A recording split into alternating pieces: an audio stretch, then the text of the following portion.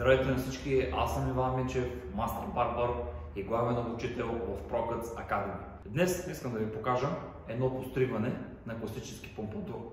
Отначало изглежда доста сложно за изпълнение, но всъщност не е така.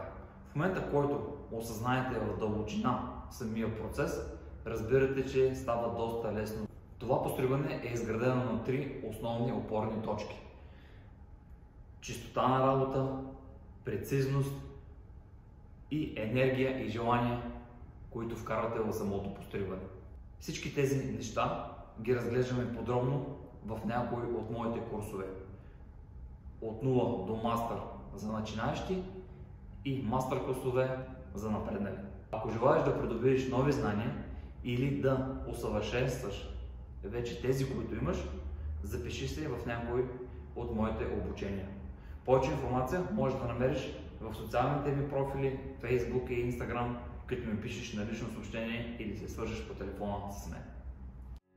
Както обикновено, започвам с подкова, след като съм намокрил добре косата и съм използвал PPM Prime Tonic на American Crew за по-лесно разресване и секториране.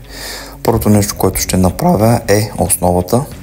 Виждате точно къде ще я поставя. Гребена ми показва каква форма ще направя. След това почвам постригването отзад, като вървя към едната страна до очите и след това повтарям същото от другата страна. Правя основа, която после ще ми бъде водач за цялото постригване.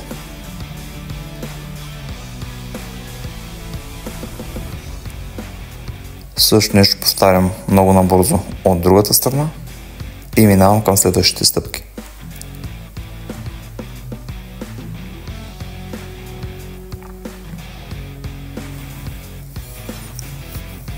След това разделям косата на две диагонални половини, като почвам от ъгъла на челото, през завъртока и до най-изпъкналата точка зад ухото.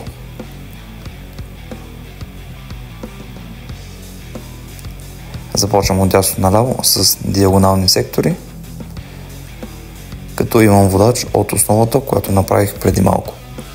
Виждаме горе къде ми е водача и по него създавам формата, която желая.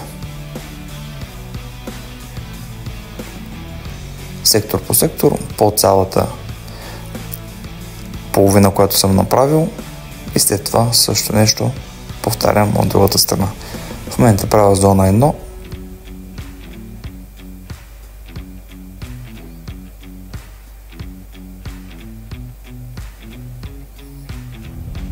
Намирам водача и по него подравнявам. Това е последният сектор, който ще направя. Виждате водача къде е и по него просто подравнявам.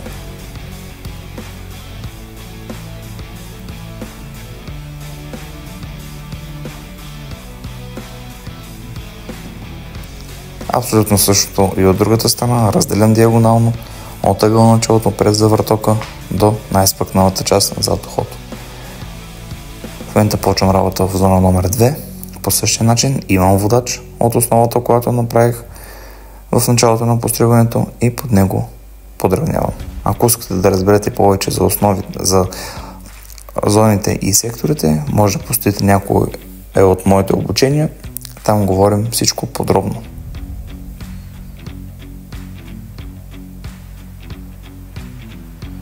Дори в момента това постригване, което го правя, е пред моите ученици в Академията на Procuts.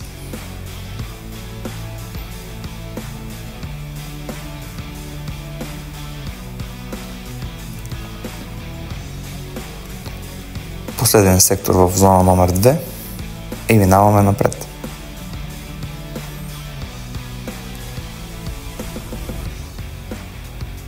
В момента почвам да работя в зона 3 и 4.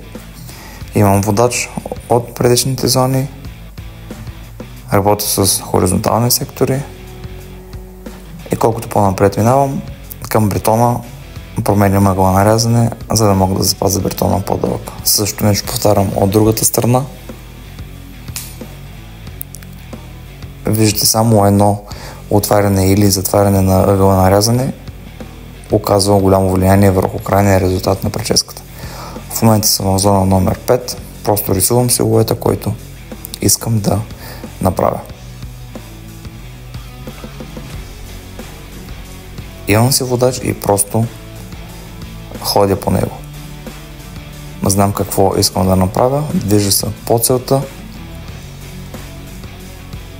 и остана да направим стайлинга. Тук ще използвам два продукта на American Crew, Matte Clay и крем помада. А защо ги миксирам двата, оставам на вас да се досетите. Също за самото постригване е много важен стайлинга.